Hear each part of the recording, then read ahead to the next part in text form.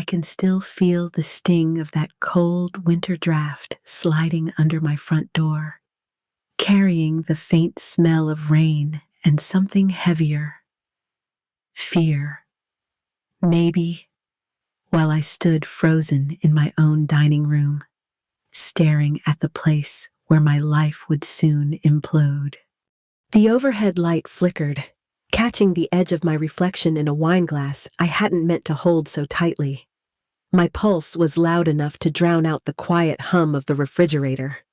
If you've ever felt danger pressing in before you could name it, subscribe and tell me where you're listening from, because moments like this leave marks you never forget. I didn't know it then, but I was seconds away from the truth that would change everything. Let me show you how it all began. I never expected the worst moment of my life to arrive on an ordinary Tuesday afternoon, but it hit me the second I heard my son's voice drifting through the cracked window outside my kitchen. At first, I thought he was just venting, speaking in that frustrated tone he sometimes used when work wore him down. But then his words shifted, turning darker, colder, carrying an edge that made my whole body lock in place. I froze, listening as he spoke about me like I was some obstacle he needed to remove. For a moment, I convinced myself I must have misunderstood him, that grief or exhaustion was twisting his meaning. Yet the longer I listened, the harder it became to deny what I was hearing. Shock washed over me so quickly, I felt dizzy. I gripped the counter because the room seemed to tilt. Ever since my husband passed, I had been trying to build a quiet life here in Cedar Brook, holding on to small routines to feel steady again. My son had grown distant lately, but I kept telling myself it was normal, that people drift when they're hurting too. I never imagined that distance could hide something sharper. Fear crept in next. Slow, but undeniable. I kept replaying his words in my mind, hoping they would soften, hoping they would turn into something harmless. They didn't. Love for him battled with the dread tightening in my chest, and for a long minute I stood there, torn between a mother's instinct and a woman's survival. By the time the sun dipped behind the houses, I knew I couldn't ignore what I'd heard. That evening, I reached out to a private investigator, praying I was wrong, but needing the truth. And as I waited, the pieces of my life began rearranging themselves in ways I could no longer overlook. Everything felt fragile, preparing me for the truths waiting ahead. My life in Cedar Brook had always been simple, almost predictable in a way that felt comforting after my husband passed. For years, I tried to rebuild a sense of normalcy, creating little routines that made the days feel steady again. I kept a garden out back, filled with tomatoes and herbs, and most mornings I would sit by the kitchen window with a cup of coffee, watching the neighborhood wake up. That quiet rhythm used to feel like enough. Evan visited less often as time passed, but I didn't press him. I kept telling myself he was navigating adulthood the best he could, juggling work and bills and the kind of pressures young marriages bring. When he seemed distracted or distant, I brushed it off as stress. Looking back, I realize I let love blind me to the shift happening right in front of me. Rachel, his wife, always carried a polished presence when she came around. She smiled in this way that seemed pleasant on the surface, yet left me feeling oddly on edge once she walked out the door. I could never pinpoint why. There were moments when she would watch me a little too closely, or glide past a question like she'd rehearsed the response ahead of time. At the time, I convinced myself I was overthinking, that losing my husband had made me overly sensitive. But now, replaying those small memories with fresh eyes, I can see how many signs slipped through the cracks. The tension in Evan's shoulders. The sudden money worries he tried to hide. The way Rachel seemed almost too eager to appear helpful when I never asked for anything from her. All these fragments sit heavier on my chest now, weaving themselves into a picture I wish I had noticed earlier. That evening, after hearing those words outside my window, everything clicked into place. The guilt, the fear, the disbelief, they pressed down on me all at once. And as I sat alone in my quiet house, I knew I couldn't face this storm by myself. It was time to take the next step and find someone who could help me uncover the truth that was waiting in the shadows. I remember sitting at my kitchen table long after the sun had gone down, feeling the kind of fear that makes your hands shake even when you try to hold them still. Reaching out for help felt like confessing a failure, like admitting I could no longer trust the people who were supposed to be closest to me. Still, I opened my laptop and searched for someone who could guide me through the darkness that had suddenly swallowed my life. That was how I found Mark Ellison, a private investigator with a quiet reputation for uncovering things people tried to bury.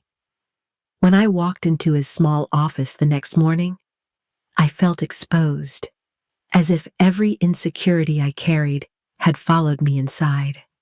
Mark had a calm, steady presence that softened the edge of my fear. I remember telling him everything in one uncertain stream, my thoughts tumbling over each other as I tried to make sense of what I had heard behind my own house.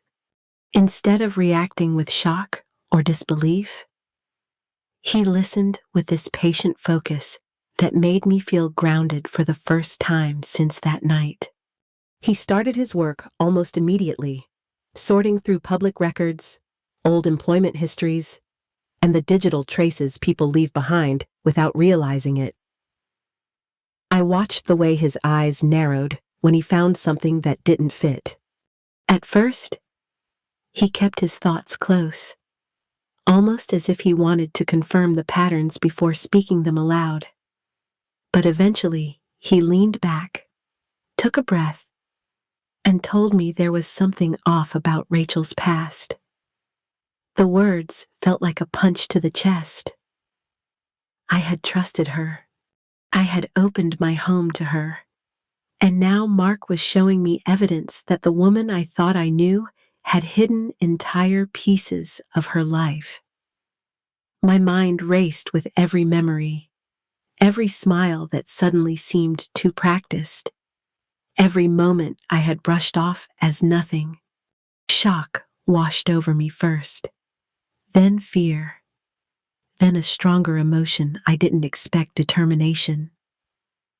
If Rachel had been hiding this much, then there was more buried beneath the surface. Mark assured me there were deeper layers we needed to uncover, and that meant taking the investigation further. That was the moment the path ahead shifted, leading us directly into the part of the story where her secret past would come to light. I thought I understood the weight of what Mark had already shown me, but the real blow landed when he dug deeper into Rachel's past. I remember sitting across from him as he laid out pieces of her history that had been deliberately scrubbed clean. A different last name from a few years before she met Evan. A trail of financial trouble that kept resurfacing in different towns. Patterns of slipping into people's lives with a polished charm and leaving chaos behind. Every detail felt like another crack running through the version of her I had carried in my mind. As he spoke, I felt this cold heaviness settle in my chest. I kept thinking about the times I had brushed off her careful smiles, the way she always seemed to steer conversations, the subtle pressure she put on Evan when money came up. I had convinced myself it was just a difference in personalities. Nothing more. Now, I could see those moments clearly for the first time. Each one lit up like a warning flare I had ignored. I remembered the day she first walked into our home. How grateful I felt that Evan had found someone who seemed so put together. I had let that first impression blind me. I had let my longing for family and connection soften every edge around her. And now, hearing about the debts, the sudden moves, the quiet pattern of manipulation, I felt ashamed for how willingly I had opened my life to her. The hardest part was realizing how easily she had fooled Evan too. Whatever trouble she carried before, it wasn't just a history she was trying to escape. It felt active, intentional, like she had simply shifted it onto our family. That was when the fear became something sharper. If she had hidden this much, then she was capable of far more than I had imagined. I knew then that the situation was no longer about intuition or uneasy memories. We needed proof. We needed to see what she was doing when she thought no one was watching. And that meant taking a step I never thought I would take inside my own home. Setting up surveillance in my own home felt like crossing a line I never imagined facing. When Mark arrived with the small cameras and equipment, I felt my stomach tighten. I kept thinking about how this house had always been a place of comfort, a place where I raised Evan and built a life with my husband. Now, it was becoming something else entirely. And I hated that necessity had pushed me here. Mark walked me through the plan in a steady, reassuring way, but I absorbed his guidance as quiet reflections instead of instructions. I found myself studying each device, imagining how it would watch over the corners of my life that once felt so ordinary. We placed cameras in the living room, the hallway near the bedrooms, and the kitchen entry. Nothing invasive, nothing hidden where it shouldn't be. Just enough to help us understand what was happening when I wasn't looking. Every step carried its own sting of guilt. The idea of monitoring my son felt almost unbearable. Yet the fear of doing nothing felt even worse. I kept reminding myself that trust didn't mean closing my eyes. Sometimes trust meant protecting yourself when something no longer added up. By the time we finished, I felt both exposed and steadier. The house looked the same, but I knew it wasn't. I also knew I had to act normal around Evan and Rachel, as if nothing had changed, and that meant watching closely, quietly, to see what his behavior revealed when small opportunities tested where his loyalty stood. Preparing myself to test Evan felt like bracing for a storm I prayed would pass me by. I kept telling myself I only needed to watch him a little more closely. Nothing more. Yet my hands still shook as I waited for him to stop by that afternoon. When he finally walked through the door, he carried the easy smile I used to trust without question. But something behind it felt strained, almost practiced, and my heart tightened in a way I couldn't ignore. I paid attention to everything, letting my thoughts guide me instead of my hope. The way his eyes moved around the room, how he lingered near the hallway camera without knowing it existed, how he asked about my plans with a softness that somehow felt measured. I let him talk, offering small details about my week, and every time I mentioned something related to my schedule, I watched his expression shift just a little too quickly, as if he were tracking information instead of listening to me. What hurt the most was how familiar he still seemed. I kept searching for the boy I raised, the boy who used to sit at the kitchen counter while I cooked and tell me everything on his mind. But now, there was a flicker of caution in him, a guardedness I had never seen before. It felt like watching a door slowly close from the inside. The moment it struck me was quiet but devastating. He avoided a simple question about money, offering an explanation that felt rehearsed, and something inside me settled with a cold, heavy certainty. He wasn't just lost or pressured. He might be involved, fully aware of whatever plan Rachel had drawn him into. I held myself steady, nodding as if nothing inside me had shattered. As soon as he left, I knew what needed to happen next. Mark and I would have to move the dinner date sooner, before anything slipped out of reach. I made the decision to move the dinner earlier on a quiet morning, when the house felt heavier than usual. Mark's guidance echoed in my mind as I stood in the kitchen, knowing this step mattered more than anything we had done so far. He had urged me to shift the timing so their plan would be forced into motion before they could adjust. And even though the thought of provoking anything made my stomach twist, I understood why it had to be done. Waiting any longer felt like giving danger more room to grow. Reaching out to them felt unnatural, almost like stepping into a role I no longer recognized.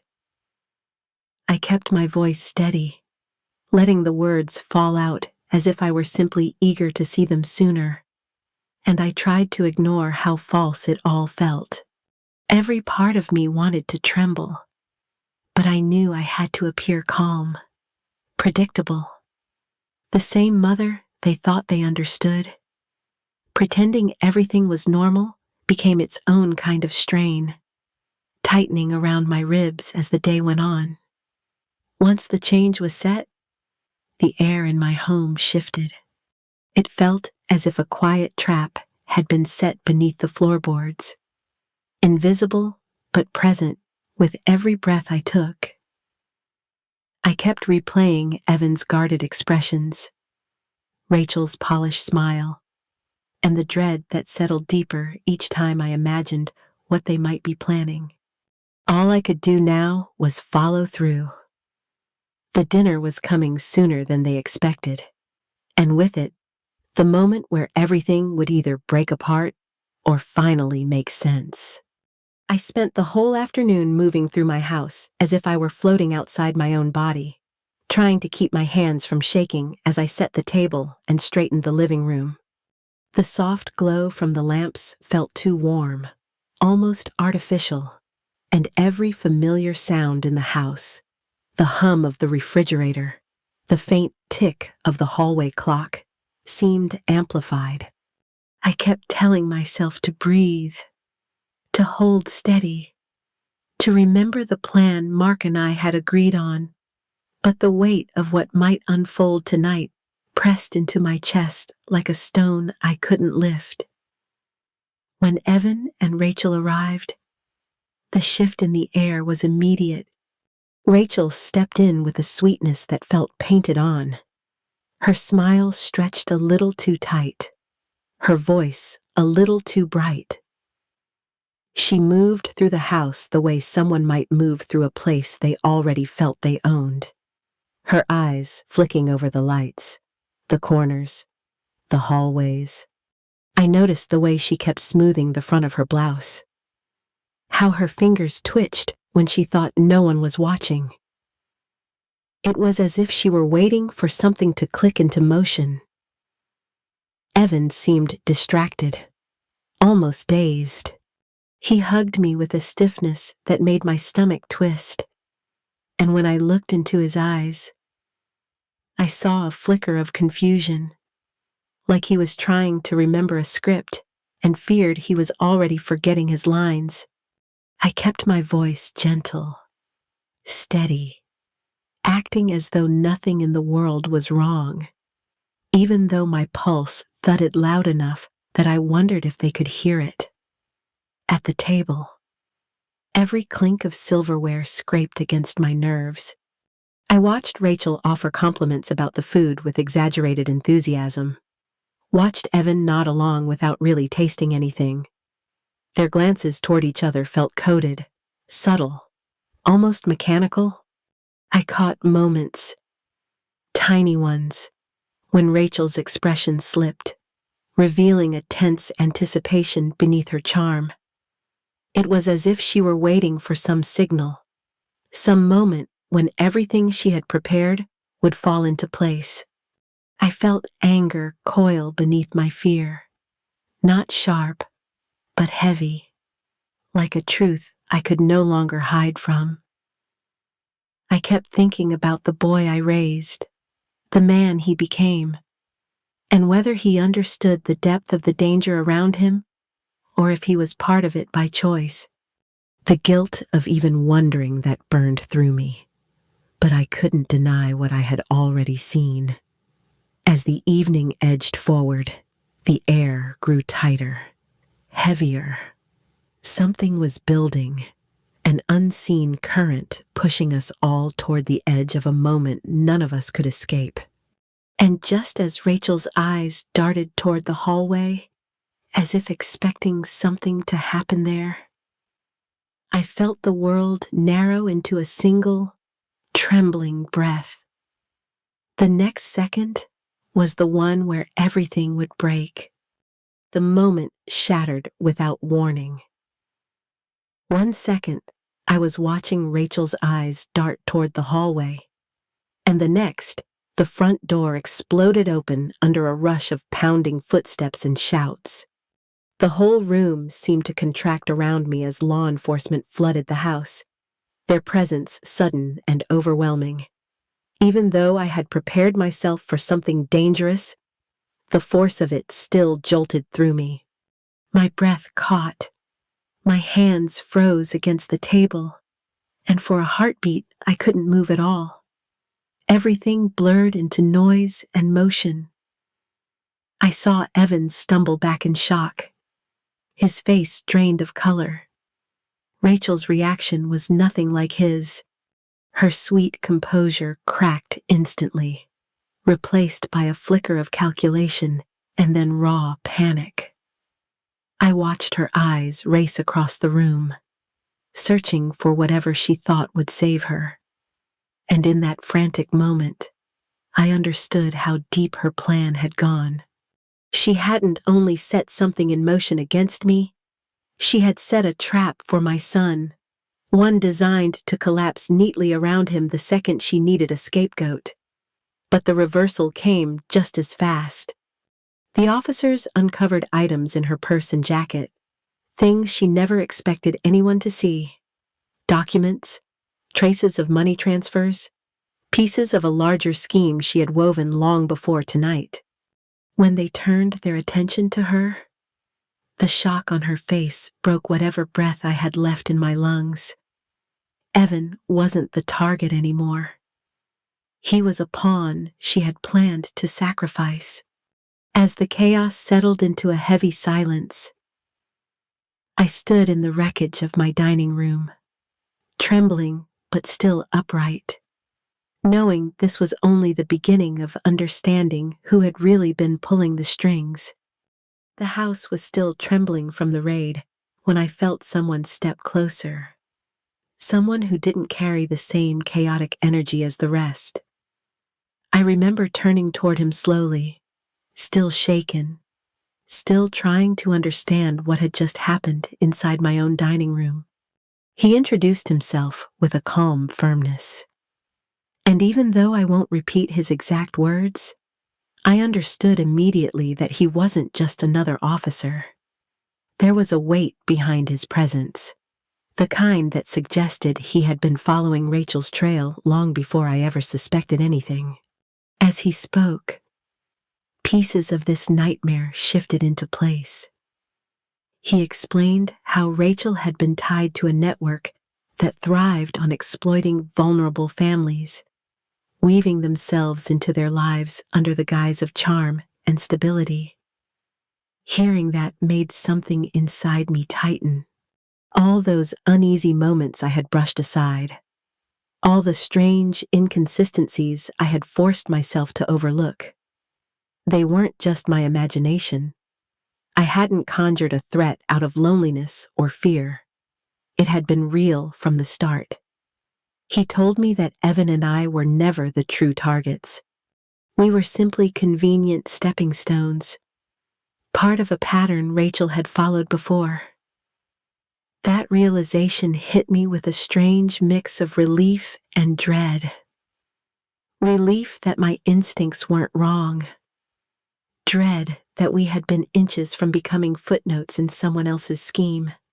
But he also offered something I didn't expect: a path forward, a chance to stand with people who understood what we were up against, to help unravel the network Rachel had been serving.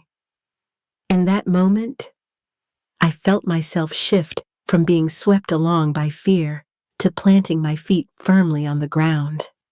There would be court cases ahead, consequences, and long nights of sorting through what remained of our lives.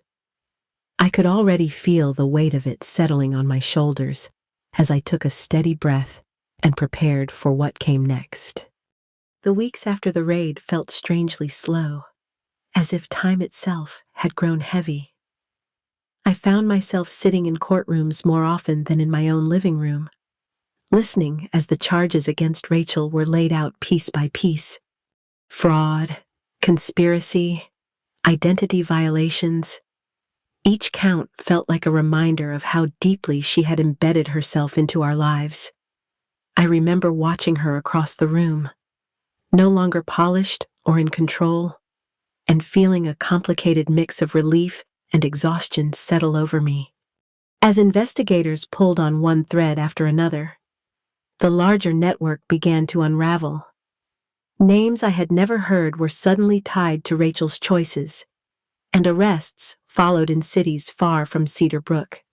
It was unsettling to realize how wide her world had been, how easily we had been drawn into it without understanding the dangers circling around us.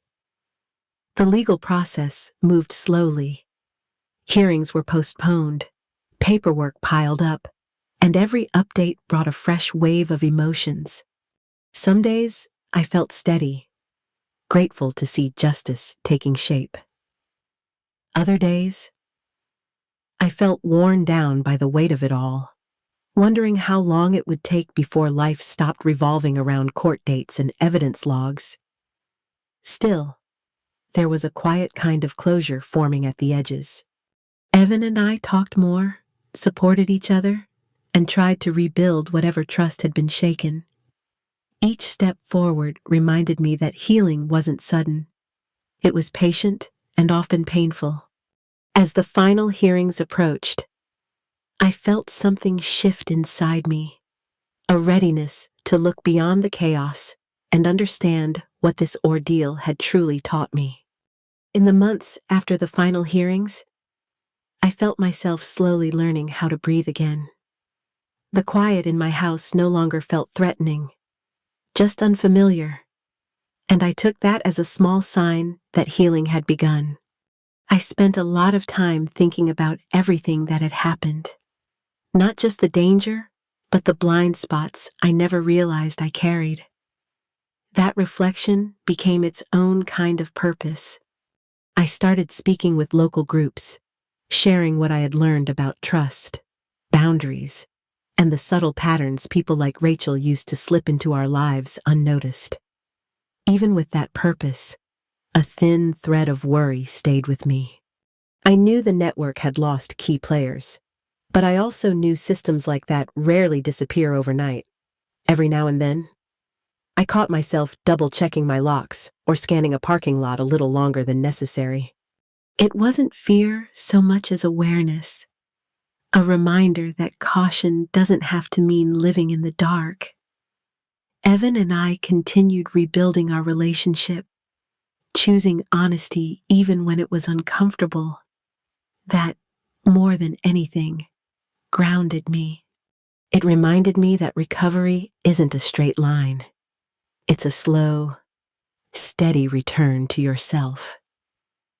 As I moved forward, I felt a pull to understand the deeper meaning behind all of this, a truth I needed to share before closing this chapter for good.